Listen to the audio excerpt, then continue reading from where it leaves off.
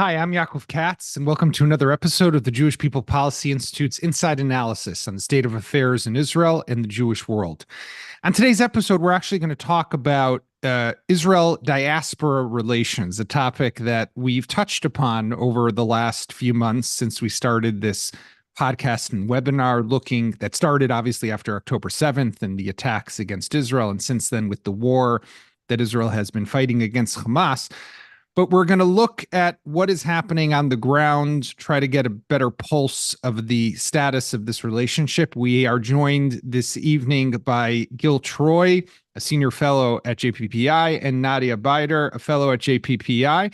And we're also have an interview with Rabbi Steve Wernick, who is the senior rabbi at Beth Tzedec congregation in Toronto. I recently had the opportunity to spend a Shabbat at Beth Tzedec, which was very interesting, and got to see how they are operating as a synagogue and a congregation, not just in the post-October 7th reality and navigating exactly what it means to be a congregation and Rabbi Wernick being a pulpit rabbi at this time, but also they're actually growing, which is interesting when you think of the trend of what's happening with the conservative movement throughout North America.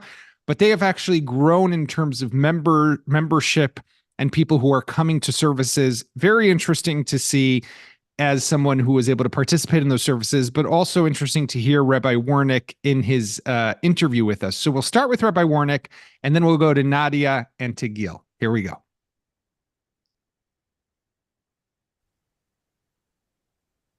Rabbi Wernick, it's great to see you again, and thank you for joining the JPPI podcast. Thanks, Yaakov. It's a pleasure to be here. So I recently had the great privilege and pleasure of spending Shabbat with you at your community, at your shul, Beth Tzedec in Toronto. Really, to all the listeners and viewers, you want to check this place out because there's some vibrancy that's there that is interesting and is unique, I felt. And that's why I wanted to get you on here, because what I found interesting is how the place is growing in recent years. So why don't you walk us through, which is against everything we're hearing about what's happening generally in synagogues and in the conservative movement in particular. So why don't you walk us through what's happened there and how have you been able to pull this off? Well, first of all, I've been able to pull it off because I'm very fortunate to arrive at a place where there's a terrific spiritual leadership team and professional team that is in place, and really wonderful lay leaders who, at least when I was interviewing 5 years ago, had a very clear understanding of where the synagogue was and kind of where they wanted it to go. And so the match process between rabbi and congregation was actually rather easy because the congregation was just so clear about what the mandate was. The mandate was how do you make big small? But Tzedec has historically been a very large community within Canada and within the conservative movement. It's historically been the largest synagogue in Canada, and within the conservative movement, with its membership ranging anywhere from 2,000 households to 2,400 households in its heyday. We're pretty close to 2,300 today, so we're coming back on that historic high. So the first mandate was, how do you make big small? The second was, how do you engage the next generation, which is the problem that virtually every synagogue that I know of in any denomination is asking themselves. And the third mandate was, how do you create what the congregation called more inclusive halachic positions, which was an eye towards matching conservative Judaism's welcoming approach with the, I would say, the liberalism of Canada in general, more welcoming for the queer community, more welcoming for Jews of color and of adoption, more welcoming for people with disabilities, and what we would call like EDI kind of positions. And so it was very clear what the congregation was interested in. When I was at USCJ, United Synagogue Conservative Judaism, part of what I was trying to get USCJ to help other congregations do was to turn their attention from the the more mundane business aspects of the synagogue is how do we get more members and how do we get more money so that we can get more members, to really asking the questions about meaning and purpose. That there's no membership without meaning, there's no money without meaning, there's no program without purpose. And so in many ways, the cultural shift that I wanted to bring about was to kind of flip the paradigm.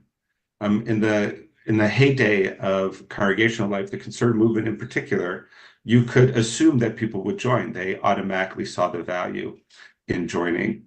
In recent generations, you have to prove the value added before people are going to commit their time, energy, and treasure in participating. And so it's really a people-centered focus. I relied heavily on the teachings and work of Dr. Ron Wolfson and his book Relational Judaism, which in many ways is a riff on the Purpose-Driven Church by Rick Warren.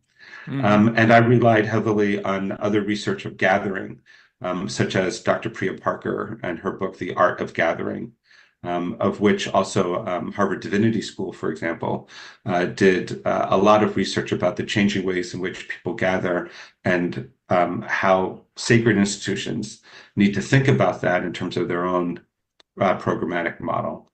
So first and foremost, it was the emphasis was really just all about people. How do we engage with our community? What is it we want to know from that engagement? How do we create a feedback loop where that engagement really drives our decision-making process, and where our vision and our mission, which is to inspire and enable people to live meaningful Jewish lives, is really at the core of everything that what we do. So that was the start of it. So you said you're now at 2,300, but when you started 5 years ago, you were at what number? So it was hard to tell because of the process by which the synagogue maintained membership for a couple of years, working and thinking and hoping that people would come back. But during COVID, for example, we contracted to about 1,750, 1,800. At that point, it was like you were either a paying member or a non-paying member. And there were very few non-paying members, but we contracted to about 1,750 of paying members. And those that were still on the books, many of them hadn't been members of the shul for several years. So, we kind of discounted that. What's driving it is that as we were coming out of COVID, and we've been talking about it even before COVID, but as we were coming out of COVID, Tzedec fortunately was in a pretty strong position. We had contracted membership, but most of that membership was not even marginally engaged at that point in time. We had managed, because of some great expense controls, some fundraising and government grants, to remain very healthy from a financial perspective as well. And as I said, one of the mandates was, how do you engage the next generation? So we had already started to plan an engagement strategy for the 20s and 30 cohort. And that engagement strategy had really two components. One was to really lean into engagement, almost a sales kind of approach to it, where members of our staff were assigned specific households to engage with people, to lower the barrier of entry, which all the data showed, as I said before, that the way in which young people engage with membership organizations is show me the value first, and then I'll think about paying. So we proposed to the board to basically do away with dues for anybody under the age of 40 years old. And then we came up with a strategy as people were coming in, how we would meet them, learn about them, and then design programming activities, religious experiences that were based on that learning. Right, but you also did is you offered them free membership, right, to under the age of 40. And Yeah, but so we thought if we got 30, 40 households a year, we'd be jumping up and down. Just because you give it away for free doesn't mean that people want it. no, for sure. But it's all Right? but the membership is a deterrent for some people, I'm guessing, who have to, like, you can get them in the door, maybe with also not having to pay. Then the question is, can you keep them? Can you Yeah, keep, well, do you have retention? that's definitely true. Like, the number one question that people ask is like, do they stay? Right. I have 1 year of data on that. Come back another couple of years and we'll see what the trend is. But after 1 year of doing that, those that have aged out, where the oldest member of the household has turned 40, 53% are now paying members of the shul. Okay, so that Um, speaks to the retention rate. and in the last now almost 20 months, um, 18, 19 months, we've picked up 700 new households just in that cohort of 20s and 30 years old. So So it's 10 times greater what we expected would be those that would walk in the door. right. So Um, one of the things I also noticed when I was there over Shabbat was, I want to say, I mean, two or three things. One is all of the clergy, all of the rabbis wore these tags, right? Name Name tags, tags, right? right? Who, like, labels? Who, well, Name who am tags. I, and what do I, Yeah. what's my title? And I also noticed is that you did not sit down really for at all during the services, or did your two assistant rabbis, constantly moving throughout the room, constantly going, a lot of time spent at the front door, meeting people as they walk in. And then when we were talking about it, what you also said to me, and you just mentioned this kind of briefly before, is the engagement with people, like getting those lists of people, reaching out to people. Like you're also very data driven. So, the CRM and seeing, okay, which families I'm in charge of, I don't know, 400 families. Okay, I got to reach out. So that means one or two a day over the year. Those are just quick phone calls, set up a few coffees. I mean, like, walk me through how that works. Well, so you're absolutely correct. We focus on people first and foremost. Um, and um, and so during everything that happens in the synagogue, we're actually very thoughtful about who's where and who's doing what. So when I'm not on the Bima leading services at that moment, I'm either at the door or I'm walking around the sanctuary, talking to people and greeting people. And if it's not me, it's somebody else. So there's always somebody doing that. Our board of directors and lay leadership are also doing that. So it's not professionally driven, it's a cultural thing at Beth Tzedec. When you walk into Beth Tzedec, you should expect somebody from leadership, professional or lay, is going to welcome you, is going to inquire about you, is going to care about you. That's part and parcel of what we're aiming to do. And so we use the CRM, which is it's a customer relationship management system. We use the CRM in order to record those encounters. It's a little bit harder to do it on Shabbat because you have to remember everybody you saw. But when it's not Shabbat, every pastoral call, every coffee date, every encounter with a congregant that is substantive other than just greeting in the hallway, is recorded. And what that allows us to do is it allows us to, one is maintain, the information. We're a very large system. And where we struggle is in the follow-up. But the CRM allows you to set yourself a reminder, right? So if Right. if I'm visiting somebody in the hospital and I know that they're getting out in a couple days and I want to check in with them on a month later, I can set myself a reminder. If that person happens to be in their 20s and 30s, I can also tag one of our staff people responsible for the 20s and 30s cohort to check in on them. And then they can see the note that I have so they know what the last encounter was and they can follow up on that. Obviously, we ask for permission to be able to share that. If there are privacy issues, we don't share that. We maintain that confidentiality. But that's what we do. if there's birthdays, anniversaries, special occasions, we call to say hello and see how people are, and we make notes to keep track of that. And then at the end of the day, you can scroll through all the CRM notes, only those that have access to it, right? It's not a public document, but you can scroll through all the CRM notes, and if there's somebody that I know and have a relationship with, but somebody else ended up having that relational contact, I can always pick up the phone, send an email or a text, and do that. So that's one piece of it, is just recording, the pastoral work, the relational work, the governance work, because that's another point of contact with lay leadership and with people, and so forth. What we're starting to do more systematically, and this is the thing that I'm really excited about the data-driven, is that in the 20s and 30s cohorts for young families, which we define as having one child under the age of 10, and couples with no children, every household has now been assigned either a professional member of our team or a lay leader to contact them 3 or 4 times a year. We've also teased out a series of questions that we want to make sure we ask everyone, so that we can, it's basic community organizing. So we can hear what people's concerns are.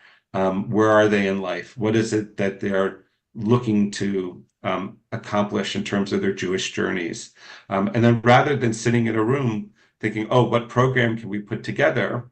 If we learned that, right now, for example, people are struggling with anti-Semitism and with the Israel-Hamas war. What are the elements that different segments of our community are interested in and feel that they need more information or more experience? So then we can create those specific programs and then turn back to all the people that we heard that theme from and invite them to come in. It increases the likelihood of participation, and it increases that the people who we spoke to are going to say, hey, the shul really heard me. I'm going to bring my friends along because this is a place where I want to be. So you mentioned the war now between Israel and Hamas, and I'm curious how that plays out, because on the one hand, the sense that I got being there and talking a lot about the war, obviously, that over that Shabbat, is very supportive and standing very strongly alongside Israel. But I'm guessing that there are other voices also within the community, and I can only imagine that any liberal progressive country today, like Canada, you're going to be pulled in multiple directions. How are you finding navigating that complicated reality? Well, first and foremost, I think it always starts from our values. That Tzedec candidate in particular is a very Zionist Jewish community. As I explained to you when we were visiting, the bulk of Canadian Jewry came after the Second World War. And so there are multiple families that have survivors that are part of their experience. And so the notion of Israel as a refuge to first and second generation Canadians, and even down to third generation Canadians, is very, very palpable. In fact, the study in 2018 of the Canadian Jewish community showed that 8 out of 10 Canadian Jews have been to Israel, and the average number of visits is 5.7, which is astonishing in terms of the relationship to Israel. So it starts from a very values-driven place, which for Canadian Jewry is very much Zionistic. Also within our values are our Western democratic values. So we support Israel as a democracy, even when we don't necessarily like the leadership that's elected in, which I think is fair. And we speak honestly about that. Many Canadian Jews were concerned about the judicial protests and changes that were being proposed by this government on October 6th. But on October 7th, like others, all that was put aside for Achdut, for unity, and for supporting Israel at this time.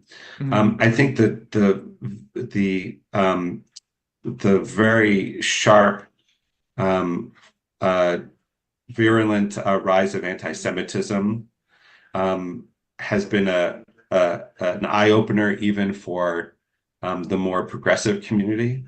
But again, our values as Canadians and as Masorti Jews is first and foremost, Israel has a right to defend itself. Israel's war with Hamas is just. Israel's war is with Hamas and not with the Palestinians. And we do expect the government of the Jewish people to behave according to Jewish values as it prosecutes that war. And so the calls for humanitarian concerns and so forth are cause that resonate with us and that we maintain that it's tragic how many innocent Palestinians are caught up in this and are suffering as a result of this war. But we don't equivocate on the fact that Hamas started it and that Hamas is ultimately responsible for that suffering, and that we expect and demand that Israel will continue to do everything that it's doing and more in order to minimize the loss of innocent civilians. We also talk from a data perspective, which gets lost in this world today. Something that you shared with us and which I had learned previously is that if one looks at the history of the war in the last 100 years, the UN tells us that the civilian to or the combatant to civilian ratio is 1 to 9 normally, and even if you were to take Hamas's numbers as being true and factual, then you also have to take Israel's numbers as being true and factual as to how many combatants have been killed in that. And if that's the case, then the number is 1 to 1.7, 1 to 1.8. It's less than 2. Exactly. And there's just no, when you look at it that way, I know for myself, I sleep at night knowing that my homeland is behaving, at least the IDF, is behaving in the highest level of morality in fighting a just war that I can imagine. The last thing I would say on that is that I think it's also important to have other voices. So we're bringing Mohammed Dawashi. Dawarsha. So he's coming. We're doing a partnership with the Israel Policy Institute in Canada and the Holy Blossom Temple, which is the Reformed synagogue down the street from us. And he's coming to share his experience and his perspective as someone who has been very involved in building a shared society, who's, I think it was his cousin or his nephew. His cousin Awad was a medic at the Nova Music Festival. And was killed, stayed to provide medical care, and thinking that because he spoke Arabic, perhaps he could mitigate, and was killed by Hamas. So he's coming to provide the kind of voice that you don't always hear in these moments. So we speak from our values, and we invite people who represent the broad range of those values to come and to share with us their insight. But we don't equivocate on those values. And it starts with Zionut, with Zionism. Yeah. Well, Rabbi Steve Wernick, I appreciate you joining us. Thanks so much for finding the time to speak to JPPI. And guys, everybody's been here. You check out Beth Tzedec. It's worth it. Definitely. Thank you. Thanks, Yaakov. Shabbat shalom. Sure. Shabbat shalom, because we did the interview on Friday right before Shabbat. So I found it to be very interesting, A, as a congregation, but B, the fact that it's growing. And I think, Nadia, maybe you, let me just also correct myself in my introduction earlier. It's Dr. Nadia. But I think that you've been doing a lot of studying of, and particularly looking at the demographics of religious affiliation, involvement, and where things are across the religious, not just the Jewish spectrum, but other religions as well, but primarily looking here at us as Jews. I mean, it is something that's interesting, is the fact that there is this growing participation. But I mean, talking more broadly, what is drawing people today to synagogue? That's a really interesting question. As you kind of hinted to, there's this huge shift away from religion, certainly in Western societies, and Jews are no exception to that rule. But what's interesting is that for some people, there is a draw in Jewish life. So, for instance, post-COVID, some people are seeking community. That's a very strong push back into communal life. I think Rabbi Wernick was right in pointing out that sometimes it takes a little bit of initiative on the part of Jewish organizations to bring people in. It might not be something that they would think of doing themselves, but maybe, like you said, once you can bring them in and show them that you have an attractive product, maybe that's something that's quite attractive and makes people stay. I think, though, like you said, his congregation is unusual because we see that although the very religious sectors of the Jewish world are growing and engagement is really strong there, what we see in other streams and denominations is that there's more of a challenge, shall we say, getting people to be involved. Getting people to the synagogue is a particularly difficult one. So you see, more innovative synagogues bringing in different kinds of programming, things for children, things for different demographics, those kind of things. But I think without that, there's certainly a challenge there. Gil, I mean, obviously, the October 7th and Israel's response to it and the continued war has not really, I'm guessing to a large extent, on the one hand, has led people to be searching more for the community and for support. But I don't know if we have data on that necessarily, but I would guess that that's the feeling, maybe. And on the other hand, it is a controversial issue for a lot of communities, right? How are you? I mean, you have often put your pulse on or trying to get the pulse of the American Jews, particularly. And I'm even just refer to the headline or title of a piece that you recently wrote for the Jewish Journal: American Jews Must Mobilize America's Silenced Pro-Israel Majority. So even kind of calling on them a little different, but also calling on for the American Jews to step up and play an active role. Absolutely. It's very complicated. The core group of American Jews are still very much in October 7th, very traumatized, very concerned.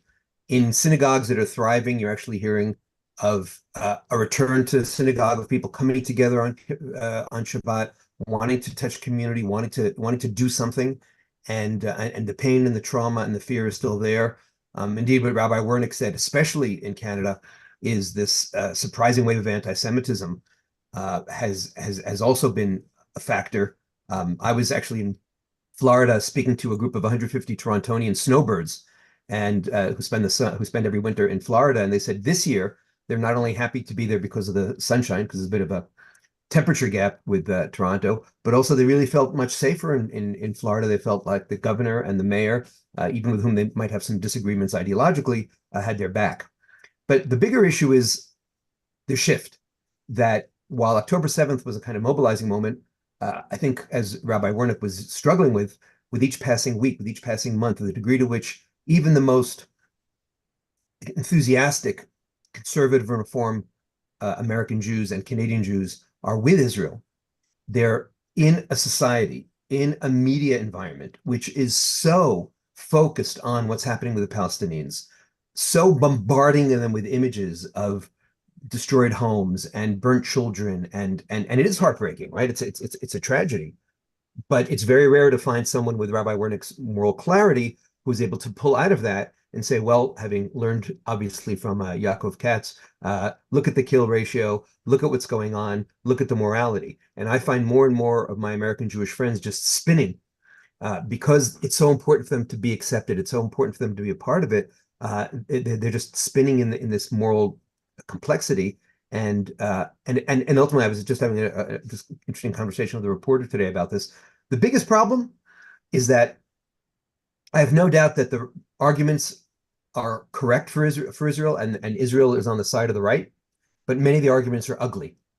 They're not an argument of, oh, here's a burned child. The argument is, well, we're only killing 2 to 1 rather than 10 to 1. They got, and it just, and there's a problem with that, especially when so many American Jews are trying to be inclusive, be accepted, speak the progressive language. Progressives don't speak that language. But it also leads to, I'm sorry to say, a kind of remote control morality, where you sit on the Upper West Side or the Upper East Side and say, oh, if this is the cost of having a Jewish state, maybe we don't need a Jewish state. Well, thanks very much for canceling me.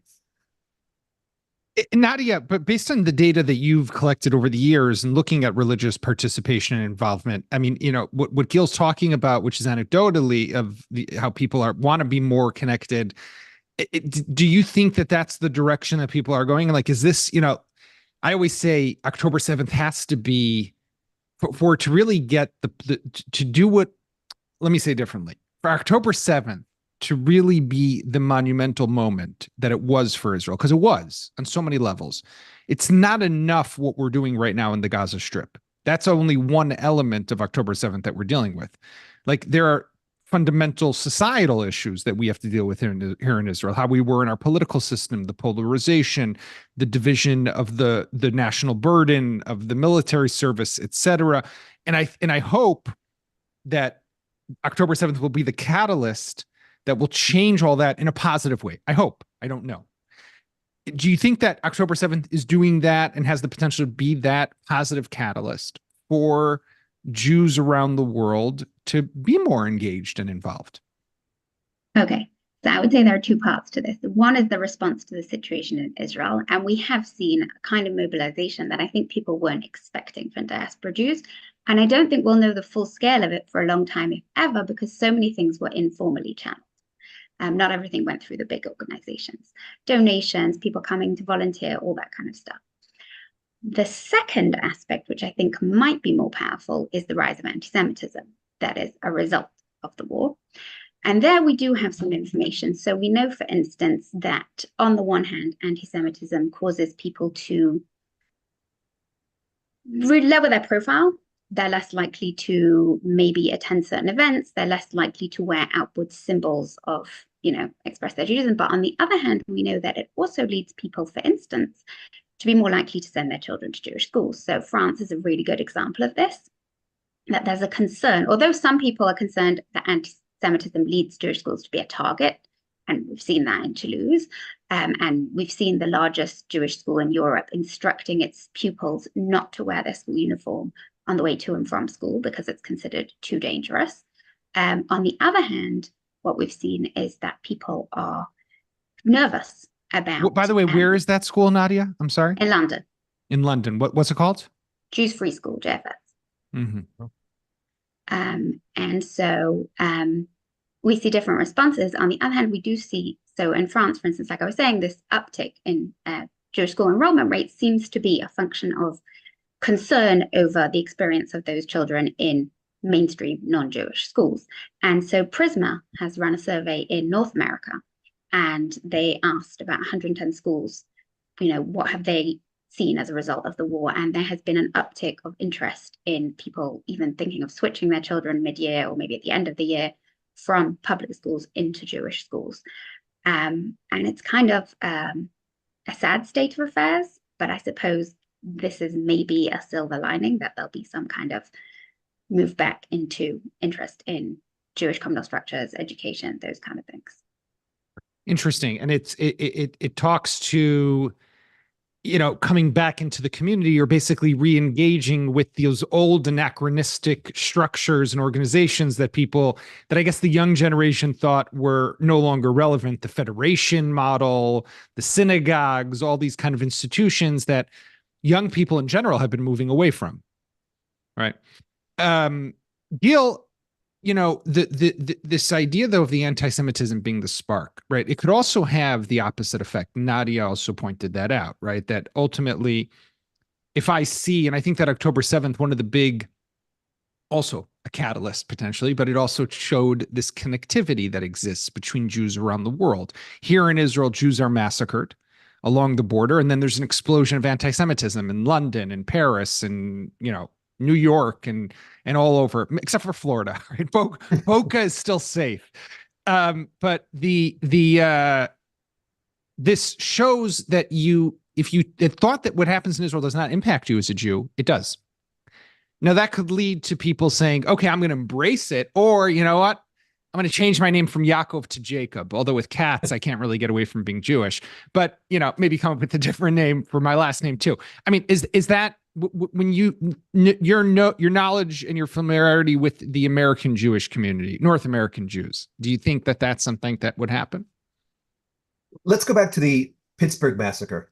Mm-hmm. When the Tree of Life synagogue was shot up, and it was a moment during tremendous tension between the American Jewish community, the mainstream American Jewish community in Israel over Trump, because many more Israelis were pro-Trump and many more American Jews, let's say, were not so pro-Trump. And when your former boss, Naftali Bennett, as Minister of Diaspora Affairs, came to Pittsburgh, right, the first time in my life, I saw a bit of a backlash. I saw people saying, "Hey, wait a minute, we don't want Israel here," and there was almost a sense of like Israel may be part of the reason why we're suffering from anti-Semitism. I didn't experience that at all since October 7th. In fact, on October 7th, I've seen three really important things. First, on October 7th, both here in Israel and all over the world, many, many Jews almost surprised themselves in having what I call a peoplehood moment. Many Israelis who called themselves secular nevertheless experienced the rape, the pillage, the sadism as anti-Jewish, not just anti-Israeli. Many Jews in America, many campus Jews who didn't think on October 6th they cared that much, were shocked at how much they cared. And I call that the peoplehood moment. The second moment, which was the mobilization, I call the Zionist move. And it's remarkable you're talking about the legacy organizations. They raised over $1 billion, and they actually showed that they still do have a very important function, and they've been remarkable in being the framework and being the federation, the coherent space where American Jews and British Jews and French Jews find a way to express their love and express their power, because there's power in numbers. But the third and I think most important thing for me as a Zionist, and all the writing I've been doing and all the speaking I've been doing, both personally and broadly, I find that when I invite people to make sure that we don't just make this an anti-Semitic moment and an anti-Zionist moment, but really do what I call the Jiu-Jitsu, J-E-W, and turn it into a positive moment and use it as a chance to reframe the conversation. And this goes back to some of the things that Rabbi Wernick was also talking about what does being Jewish mean to me? Not just how burdened I am by being a target, but how lucky I am to be a part of this family.